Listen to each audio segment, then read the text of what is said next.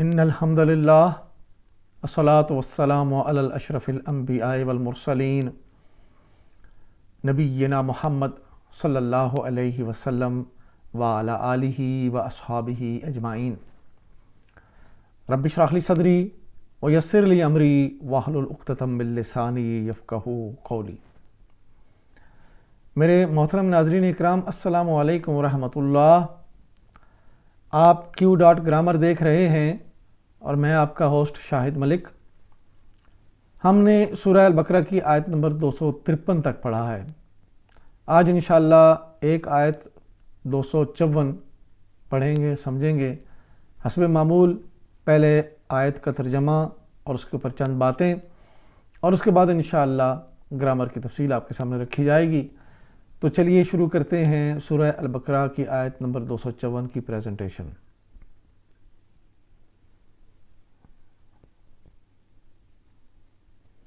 اعوذ باللہ من الشیطان الرجیم، بسم اللہ الرحمن الرحیم۔ یا ایہا الذین آمنوا انفقوا مما رزقناکم من قبل ان یأتی یوما لا بیع فیہ ولا خلۃ ولا شفاعۃ والکافرون هم الظالمون۔ اے لوگو جو ایمان لائے ہو، جو کچھ مال و متاع ہم نے تم کو دیا ہے اس میں سے خرچ کرو قبل اس کے کہ وہ دن آئے جس میں نہ خرید و فروخت ہوگی، نہ دوستی کام آئے گی، نہ سفارش چلے گی، اور ظالم اصل میں وہی ہیں جو کفر کی روش اختیار کرتے ہیں۔ محترم ناظرین، آپ نے ترجمہ سنا۔ اس آیت مبارکہ میں اللہ سبحانہ تعالیٰ خرچ کرنے کی ترغیب دلا رہے ہیں، اور خرچ کون سا؟ وہ خرچ جو اللہ کی راہ میں فی سبیل اللہ خرچ کیا جائے، اور فرمایا کہ اس مال سے خرچ کرو جو ہم نے تم کو دیا ہے، اور یاد رکھو کہ یہ مال اللہ کا ہے، اللہ کا دیا ہوا ہے، اور اس مال کا ہم نے حق ادا کرنا ہے۔ تو فرمایا کہ جو مال ہم نے تمہیں دیا ہے اس میں سے خرچ کرو، اس سے پہلے کہ وہ دن آ جائے جس دن کوئی خرید و فروخت نہ ہوگی، کوئی سفارش قبول نہ کی جائے گی، اور نہ ہی کوئی دوستی کام آئے گی۔ دراصل ظالم وہ لوگ ہیں جو کفر کرتے ہیں۔ اللہ کی راہ میں خرچ کیا ہے؟ سب سے پہلے یہ سمجھ لیجئے کہ اللہ کی راہ میں خرچ وہ ہے جو خالصتاً اللہ تعالیٰ کے دین کی سربلندی کے لیے خرچ کیا جائے۔ ایک خرچ وہ ہے جو ہمارے اوپر فرض ہے زکوٰۃ کی صورت میں۔ اگر ہم صاحب مال ہیں، صاحب استطاعت ہیں، تو پھر ہمیں اپنے مال سے زکوٰۃ ادا کرنی ہے، اور زکوٰۃ کے بعد صدقات کا بھی حکم ہے کہ زکوٰۃ کے علاوہ نفلی زکوٰۃ جو ہے وہ اللہ کی راہ میں دی جائے، غریب و مساکینوں اور اپنے غریب رشتہ داروں کو۔ یہ سارے اس کے مصارف ہیں، اور اس کی تفصیلات احادیث میں ملتی ہیں کہ کون کون لوگ جو ہیں وہ زکوٰۃ اور صدقات کے مستحق ہیں۔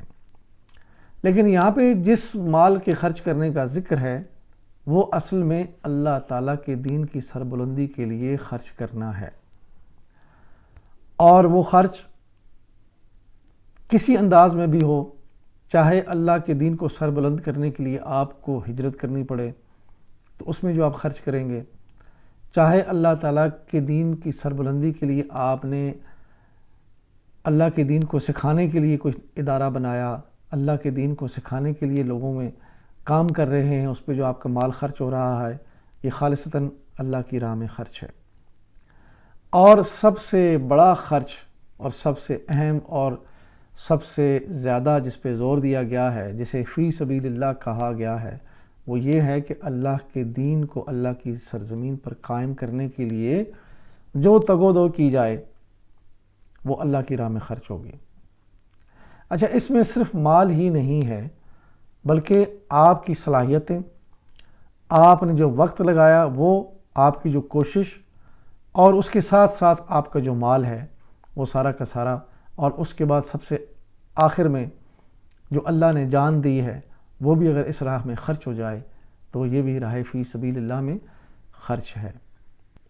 تو اصل میں راہ فی سبیل اللہ کا جو خرچ ہے وہ اللہ تعالیٰ کے دین کو سر بلند کرنے کے لیے خرچ ہے، اور اس کے لیے آپ کے جو بھی اخراجات ہوں گے، چاہے وہ دین سکھانے کے لیے ہیں، چاہے وہ اس دین کو قائم کرنے کی جد و جہد کے لیے ہیں، اور اس کے لیے جو الٹیمیٹ کوشش ہے وہ جہاد کہلاتی ہے، جس میں آپ مال کے ساتھ اپنی جان کو بھی اللہ کی راہ میں خرچ کرتے ہیں۔ تو اصل میں تو دین اس لیے آیا کہ اس کو اللہ کی زمین پر قائم دائم کیا جائے اور اس کو سر بلند کیا جائے۔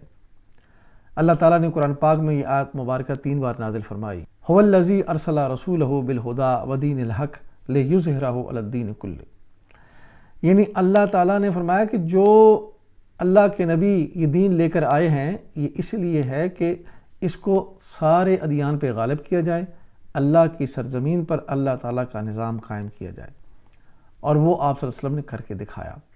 صحابہ کرام نے اس میں مال بھی خرچ کیا، جان بھی خرچ کی، اپنے گھر بار چھوڑے، اپنے آپ کو زخمی کروایا، حتیٰ کہ جان بھی چلی گئی۔ تو یہ ساری جد و جہد اور اس راہ میں جو آپ کا مال خرچ ہے یہ سب راہ فی سبیل اللہ ہے۔ تو اللہ تعالیٰ فرما رہے ہیں کہ جو ہم نے تمہیں دیا ہے، یعنی یہ رزق ہمارے اپنے صلاحیتوں سے ہمارے پاس نہیں آیا، بلکہ خالصتاً اللہ تعالیٰ کی دین ہے، وہ جس کو چاہے جتنا دے۔ تو آپ کے پاس اگر مال نہیں ہے لیکن آپ کے پاس صلاحیت ہے، آپ بولنے کے لیے صلاحیت رکھتے ہیں، آپ لکھنے کی صلاحیت رکھتے ہیں، آپ جو ہے لوگوں کو ترغیب دلانے کی صلاحیت رکھتے ہیں، آپ کے اندر انتظامی امور چلانے کی صلاحیت ہے، جو بھی اللہ کی راہ میں آپ لگائیں گے وہ راہ فی سبیل اللہ آپ کا خرچ ہوگا۔ تو یہ چند باتیں اس آیت مبارکہ کے لیے کہ اللہ تعالیٰ نے اس راہ میں خرچ کرنے کی ترغیب یوں دلائی کہ اس دن سے پہلے اللہ کی راہ میں خرچ کر لو کہ جس دن کوئی خرید و فروخت نہ ہوگی، اور وہ دن کون سا دن ہے؟ یوم القیامہ۔ لیکن یوم القیامہ سے پہلے جو دن ہے، جو قیامت کی پہلی سیڑھی ہے، وہ ہماری موت کا دن ہے۔ تو موت کے دن سے قیامت شروع ہو جاتی ہے، تو لہٰذا مرنے سے پہلے اللہ کی راہ میں جو کچھ آپ خرچ کر سکتے ہیں کریں، اور وہ اللہ تعالیٰ کے راہ میں قابل قبول ہوگا، اور وہی آپ کے آخرت کی سنوارنے کے لیے باعث بنے گا۔ تو اللہ سے دعا ہے کہ اللہ تعالیٰ ہمیں ان باتوں کو سمجھنے کی اور ان پر عمل کرنے کی توفیق عطا فرمائے، اور ان کو دوسروں تک بھی پہنچانے کی توفیق عطا فرمائے۔ تو چلیے اب اس آیت مبارکہ کی گرامر کی تفصیل کی طرف چلتے ہیں۔ یا ایھا الذین آمنوا انفقوا مما رزقناکم من قبل، اے لوگو جو ایمان لائے ہو، جو کچھ مال و متاع ہم نے تم کو بخشا ہے اس میں سے خرچ کرو قبل اس کے کہ یا ایھا الذین، اے لوگو، یا ایھا یہ ندا ہے، الذین منادا ہے، اور الذین اسم موصولہ جمع مذکر، آمنو ایمان لائے ہو یہ فعل ہے، آمنو مادہ الف میم نون باب اسلمہ ماضی کا پہلا صیغہ، آمنا مضارع یؤمنو، اسلمہ یسلمو، آمنا یؤمنو، آمنو اسلمو کے وزن پہ فعل ماضی جمع غائب مذکر، وہ سب ایمان لائے۔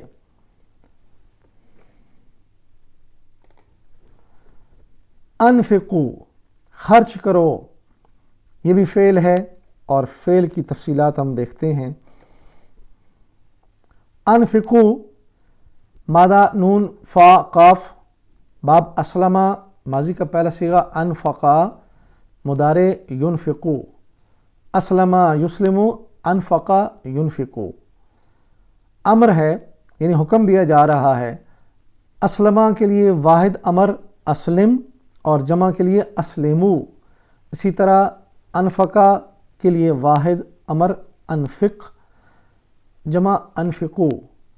تو انفقو اسلمو کے وزن پہ ہے، تم سب خرچ کرو۔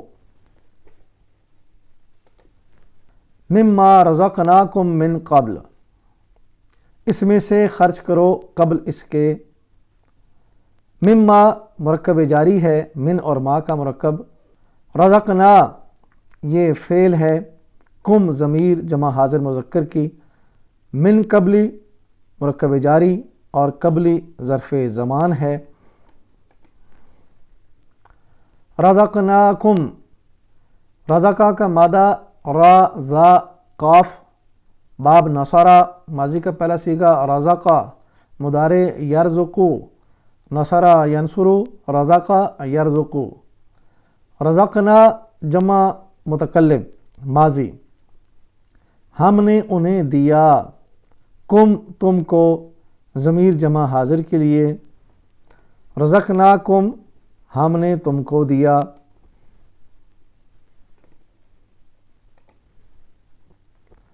ان یاتی یوم لا بیع فیہ ولا خلۃ ولا شفاعہ، کہ وہ دن آئے جس میں نہ خرید و فروخت ہوگی، نہ دوستی کام آئے گی اور نہ سفارش چلے گی۔ ان یاتی یومن کہ وہ دن آئے، ان ناسبت المضارع ہے اور یاتیہ مضارع منصوب، یومن فاعل ہے۔